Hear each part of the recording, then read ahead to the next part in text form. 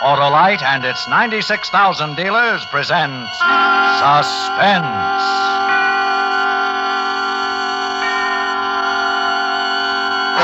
Tonight, Autolite brings you a story of murder in the roaring 20s, the Windy City Six, starring Mr. Fred MacMurry and featuring Red Nichols and his 5 Pennies.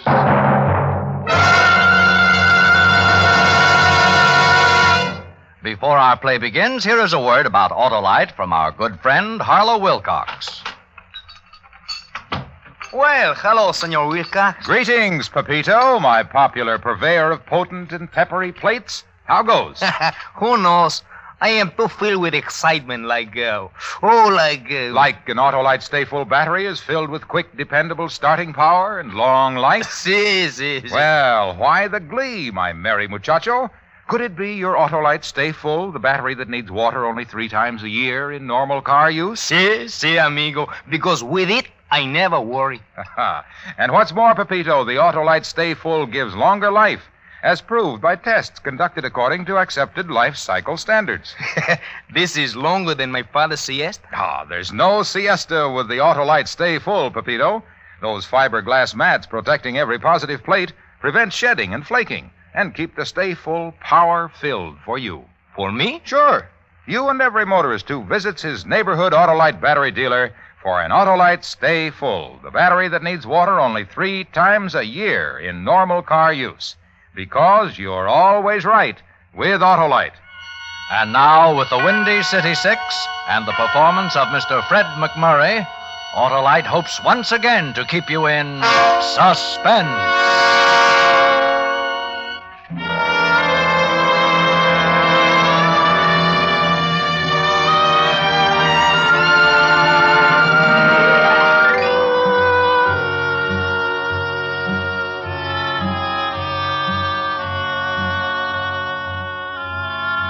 It all happened some time ago. By some time, I mean those days when moonlight on the Ganges was a must at the country club dance, when our nurse was considered snappy repartee, when it wasn't entirely unfashionable to be seen in a raccoon coat complete with flask when the Harvards and the Yales met in deathless combat. Maybe it'll lose a little something in the translation, but it's worth a try.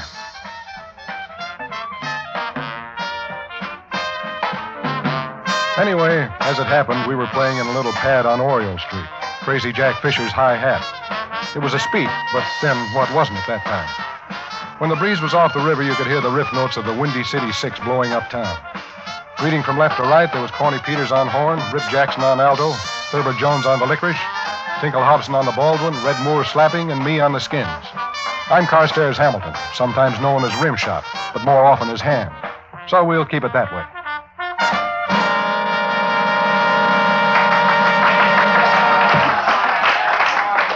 Ham?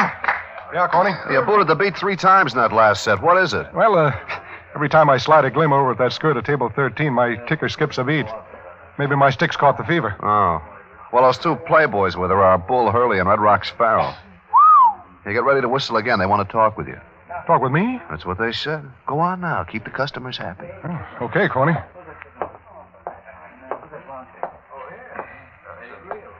Somebody said you wanted to see me. I guess maybe it was a mistake, so I'll just... It wasn't no mistake. Sit down. Yes, sir. See this girl? Well, to tell you the truth, I don't think I ever noticed her. How do you do? Hello. You've been staring at her all night, and last night, and the night before. Oh, I might have been looking this way, but I'm nearsighted. You ought to be in George White's scandals. Now, let me give it to you straight, Bad Ears.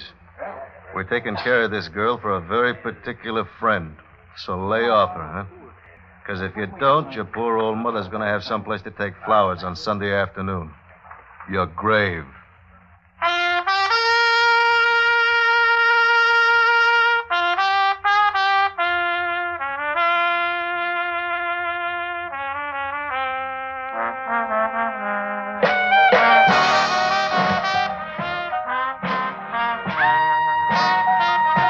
Back at my drums, I tried not to look at the girl, but I could still see her in my mind. Soft, dark hair. None of that shingled bob stuff. A real Marcel finger wave. A warm young face. Lots more that curved down into a fur coat that must have set somebody back a whole truckload of upstate scotch. Once in a while, I sneaked a quick peek, and every time she was looking at me. And suddenly I got scared, and I lost up a couple of beats. Tony got so mad he blew up. But it didn't make much difference then. Our engagement was over. Veterans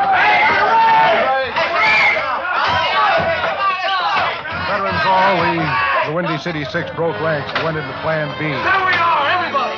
We're all under arrest. I headed for the kitchen. That was always the best way out.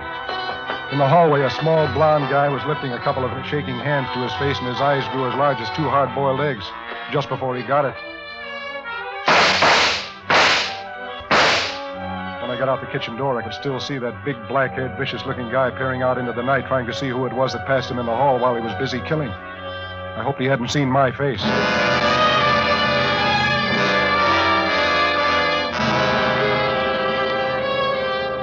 I ran for a while, and then I slowed down to a walk.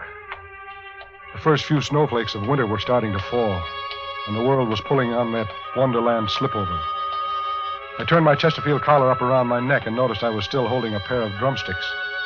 I thought it over for a minute. Then I threw them into the darkness beyond the streetlight. I made up my mind that from now on I was going to stay out of joints like the High Hat. When I finally got back to my rooming house, there was a surprise in a fur coat waiting for me, sitting on the front stoop. I tried to ignore her.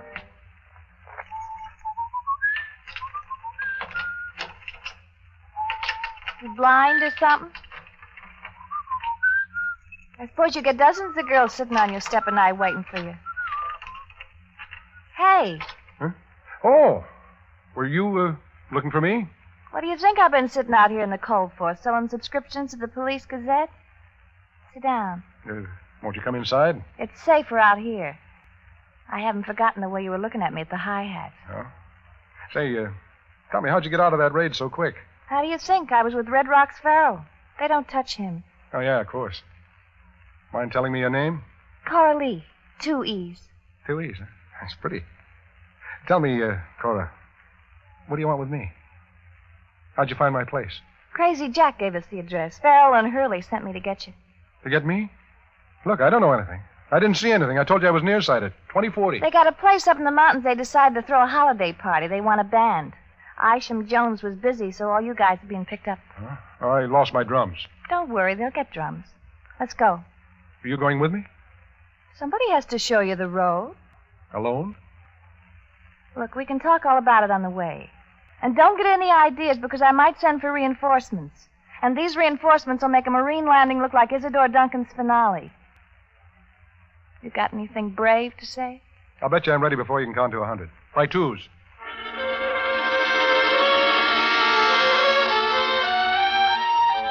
I put the chains on my old Marmon, buttoned up the isinglass curtains, cracked a bottle of antifreeze, and we started off.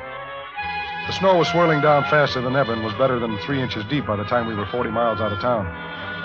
Cora was under a blanket, cuddled up next to me like she meant it, her head on my shoulder. But it wasn't as romantic as it sounds, because under the blanket, Cora was shaking. And it was the kind of shaking you don't get from being cold, but from being scared. I should have known then that something was terribly wrong, but I had to learn the hard way. Cora? Huh? Cora, why do you hang around with bozos like Red Rock's Farrell and Bull Hurley for? For the same reason you play in places like the High Hat. It's the best offer I got. Also the worst. Look, suppose I just kept going now. Somewhere out west, Chicago maybe. Would you go with me? They'd never let us get away with it. What do we lose trying? You don't belong with those guys. You belong where the air is clean and you only take a drink when you want to and love when you... Please, don't.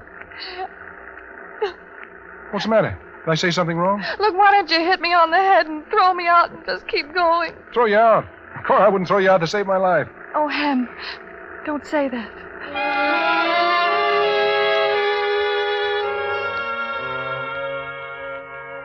About an hour later, we passed through the town of Norrisburg and arrived at a big private estate called Haywill Manor. The big party was going strong. The rest of the Windy City Six boys had preceded me, all under escort.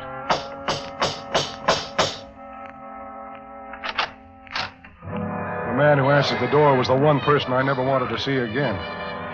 When I'd seen him last, he was killing a man at the High Hat. Well, Cora, I see you got him. You got a pretty smart way of leaving a raid in a hurry, Sonny. Kitchen door. I hope nothing happens to your luck. The kitchen door? I didn't go out the kitchen door. I always leave by the basement window. I hope for your sake you're right, Sonny. Mike, he's a genuine nice guy. Well, nice guy. I think you'll like this party. Lots of drinks, lots of girls, and lots of happy music, huh? Oh, sure. I'll do my best. Did you get my drums? Don't worry about drums. We don't have them. We'll give you a couple of skulls to be. Now go on, pour yourselves a drink and get warm. Cora, who is he? Big Mike Donovan. This is his place. He's to the rackets what Dempsey is to boxing. Yeah? Well, I'm going to tell you something about him. I hear that human life means nothing to him, that he'd kill So anybody. you heard it. Don't go broadcasting it all over the place. You want to stay alive, don't you? Well, it's always been one of my chief aims in life. Then keep what you know under your hat, you dumb drummer.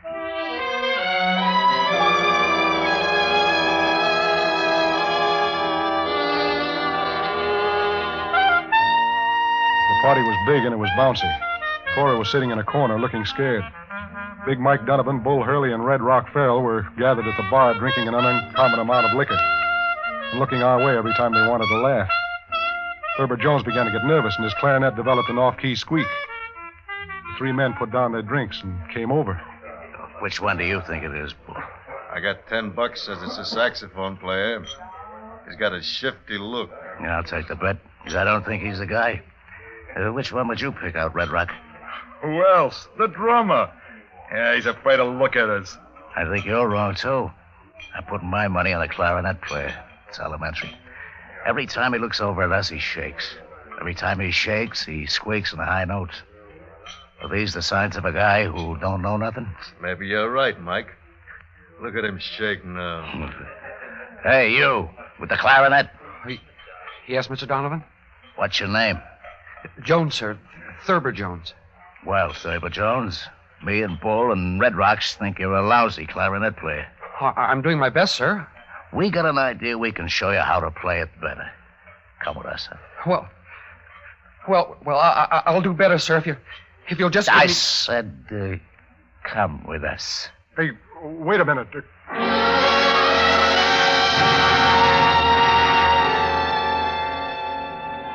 They walked outside, and that was the last time I ever saw Thurber Jones alive. The rest of us were as jumpy as cats, and we played for 2 hours without a break. Everybody was getting stoned, but I didn't dare take a drink. Then Big Mike called an intermission while they served the buffet dinner. But everybody was so drunk that nobody ate much. Big Mike began to be loud and noisy, and he started waving a gun around, boasting what a great shot he was. He kicked open a couple of French windows. And out on the lawn, of all things, stood a giant snowman. Just watch. I'll blast every lousy button off his lousy shirt. He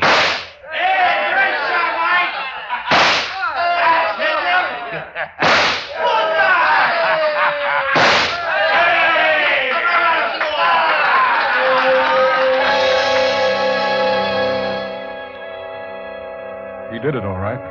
4 pieces of coal shattered and vanished into the snow. Everybody cheered and then turned back to the food and drinks. Everybody, that is, but me. I couldn't take my eyes off the snowman, because running down its crystal white front was red blood.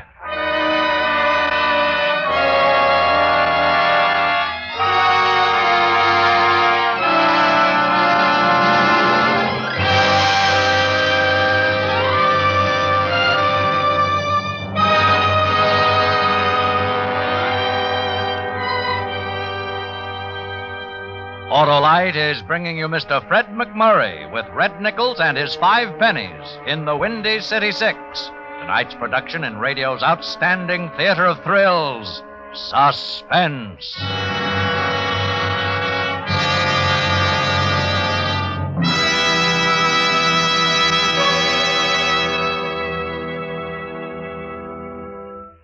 Hey, Senor Wilcox, how about a tortilla? Why, sure, Pepito.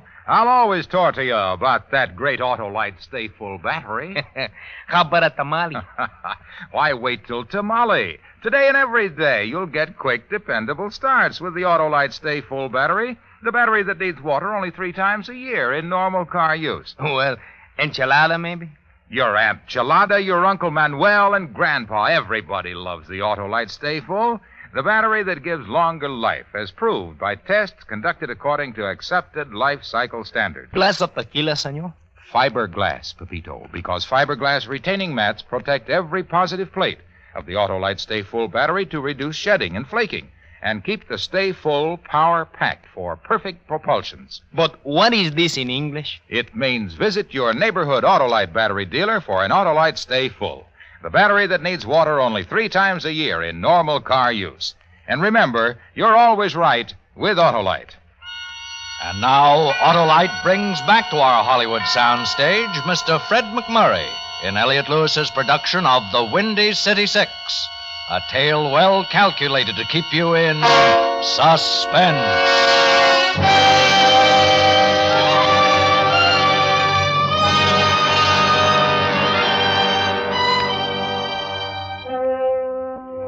During the years of the Big Thirst, homicide was an art. Sometimes it was Tommy guns against a wall, sometimes it was a concrete overshoe in the bottom of the East River, or maybe an ice pick in the heart. But out on the snow-swept lawn of Big Mike Donovan's mansion that cold December night, I was looking at the chilliest bit of murder any crazy hooligan ever thought up. A bleeding snowman. Only now it wasn't a snowman. Ham, you better get back inside. You'll freeze out here. Yeah. It's Thurber, Cora. Thurber Jones. Oh, the poor little guy. He played the sweetest clarinet east of St. Louis. He was always loaning money to guys. He loved everybody. He never hurt a soul. Who did it, Ham? Who did it? Who else but your playmate Donovan? But why, Ham? Why? You tell me why. You helped bring all of us up here, didn't you? Oh, but not for this. Believe me, Ham, not for this. I suppose you don't know that Mike Donovan killed a man in a high hat tonight. Well, I heard him bragging about it a while ago with somebody who hijacked a truckload of Mike's liquor. Well, somebody saw him. And I guess he figured it was one of us. Who saw him? I guess he thought it was Thurber. You mean it wasn't? I don't mean anything. I'm getting cold. Why don't you go back inside and join your killers? Ham. Go on. You work this side of the street for all the laughs you're going to get. Oh, Ham, I'm not the same as they are. I don't blame you for thinking what you do, but I wish you wouldn't. Yeah, all right. Let's just say the jury's still out on you. Look, I'll prove to you I'm not like them. Here, you'll need a fast car. What are these for? They're the keys to Mike's car. It's in the garage. Take it down to Norrisburg and come back with all the cops you can find. Hey, Bertie. That's Mike. Cora. That's Mike. Where are you? Oh, hurry, please, go. I want them to get what's coming to them. I want them to get it good. Yeah, but what about you? Hey, Cora. Who are you talking to out there? Come on back to the party, baby. Go on. Before all of you wind up like Thurber.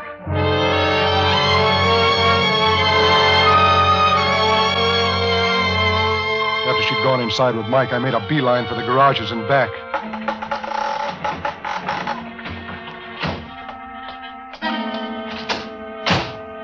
Just as I got the keys in the ignition, somebody... In case you don't know it, Flea Brain, this is Mike Donovan's car. Oh? Well, I guess I must have made a mistake. Hey, take that gun off my head, will you? Mike hires me to do nothing but sit in the back seat of his car. Now I might get a raise. Yeah, well, I always like to see somebody get ahead. The gun... I might get a raise because Mike wouldn't like you to leave his party without first you telling him what a nice time you had. Oh, you got me wrong. I was going to write him a bread and butter letter first thing in the morning, honest. About the gun. Shut up before I shove it through your stinking skull. Now start walking.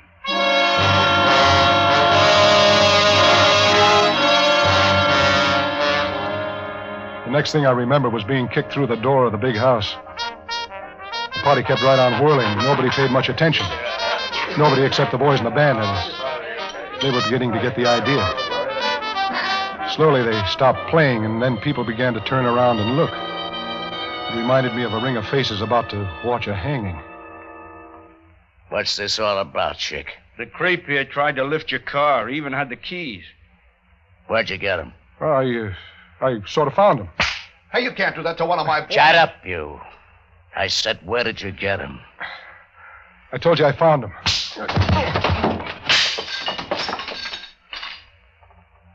Where did you get him?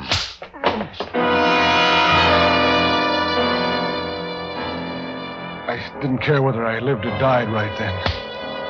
And when somebody kicked me twice in the kidneys, the choice was made for me. I was sure I died because everything went black.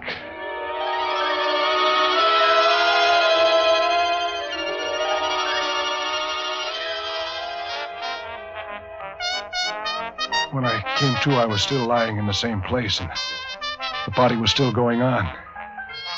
Nobody even looked at me as I staggered to my feet and wiped the blood and the booze and the glass off the best I could. I stood there holding onto the bar, wondering what to do. Wondering what it was all about. Can you still walk, stupid? Huh? Yeah, I guess so. Then Charleston back to your drums and start playing. Okay. You know something, blockhead? I didn't want him to stop. I think Big Mike's got something special in mind for you later.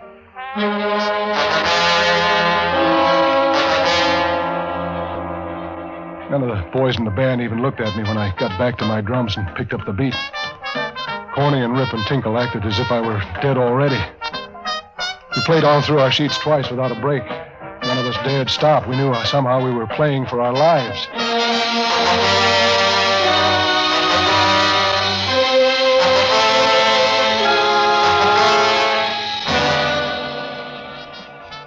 Eights is fine.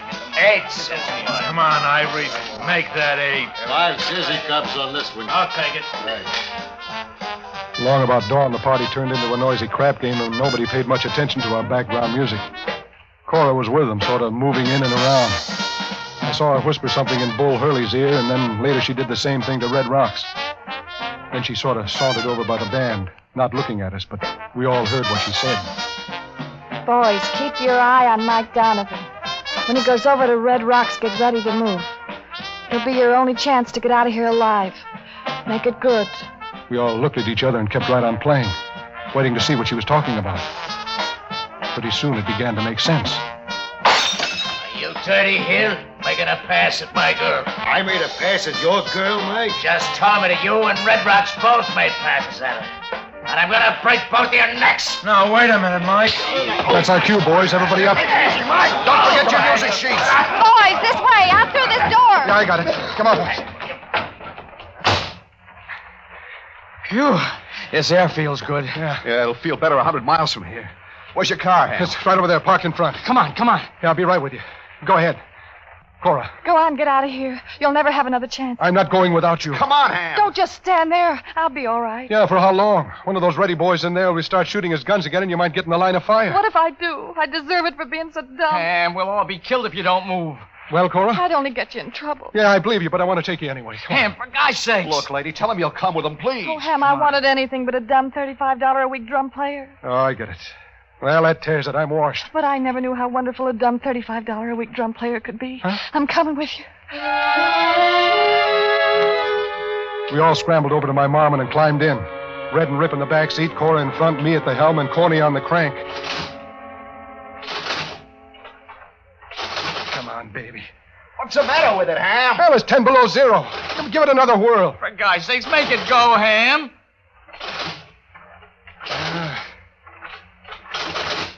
Oh, no, we can't get stuck here. Well, just take it easy. It'll catch. There. Come on, Corny, get in. What'd I tell you? Like a Swiss watch, huh? Let's get out of here. Hang on, we're off.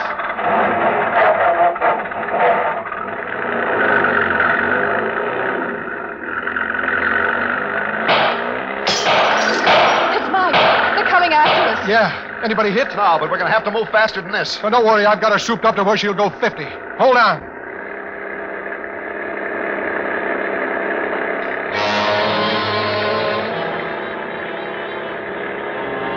By the time we got out onto the slick, icy road, a whole car full of hooligans were coming right after us with guns blazing. They're gaining on us, Ham. I didn't know anything about guns, but one thing I knew was how to handle my Marmon. It didn't weigh much, and I figured to pull into the next curve, finally the coal on, skid into the snowbank, and bounce off onto the straightaway. If that heavy Rolls tried to make it at the same speed and hit the snowbank, I was sure to go right on through. Ham, look out, the curve. Grab on, kids. This is it.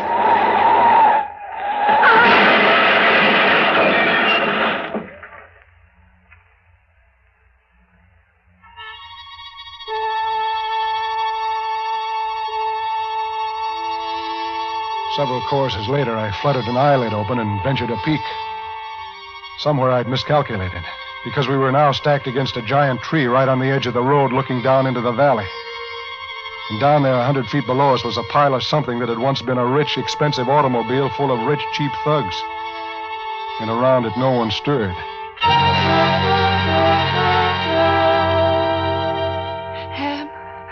Oh, darling, are you all right? Yeah. Yeah, I guess so, Cora. How about you? I'm all right. How about the rest of you? I'm okay. Shaken up, that's all. I busted my lip. Look. I'll never put my bass back together again. Well, at least we're all alive. Except poor Thurber. Well, what do you say we get out and take a walk into town? This is a job for the John Laws.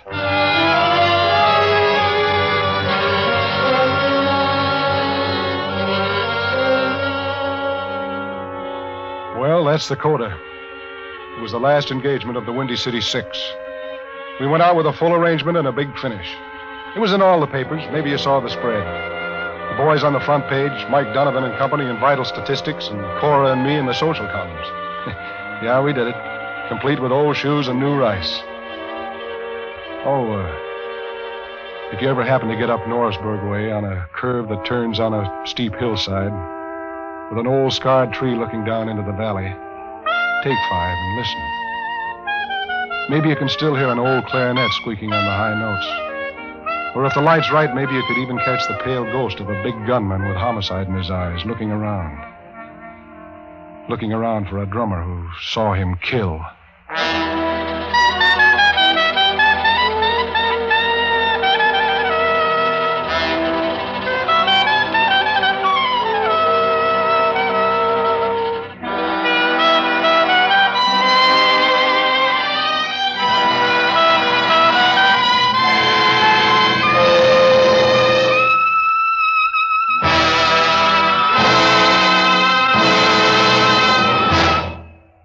Suspense, presented by Autolite.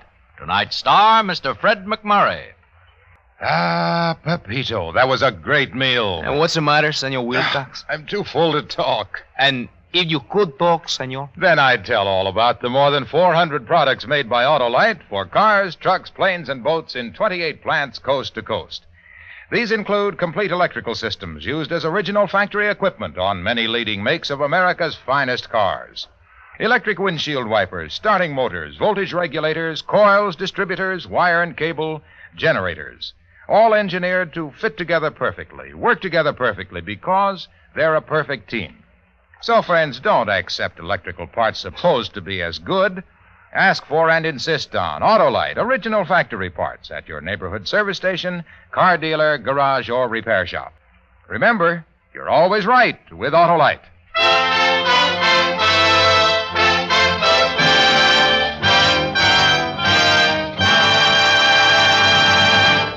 Next week, we celebrate the return of the First Lady of Suspense, Miss Agnes Moorehead, in a play we call The Death Parade. And then on February 22nd, in answer to your many requests, Backseat Driver, repeated for you with its original stars, Fibber McGee and Molly, all on Suspense. Suspense is produced and directed by Elliott Lewis, with music composed by Lucien Morawek and conducted by Lud Gluskin. Portions of this program were transcribed. Tonight's cast included Mary Jane Croft and Edmund MacDonald. The Windy City Six was written for Suspense by E. Jack Newman and John Michael Hayes. Fred MacMurray may currently be seen in the RKO picture Never a Dull Moment. And remember, next week on Suspense, Miss Agnes Moorehead, as a woman who finds a letter warning of death and has only 3 hours to deliver it. A tale we call The Death Parade. You can buy Autolite Stay-Full batteries, Autolite Standard-type or Resistor-type spark plugs, Autolite electrical parts at your neighborhood Autolite dealers. Switch to Autolite. Good night. Nearly half of the people who died in America last year were victims of heart disease, our number one killer. This week, the American Heart Association appeals for your support to combat and conquer this scourge. Send your contributions to Heart, care of your local post office. This is CBS, the Columbia Broadcasting System.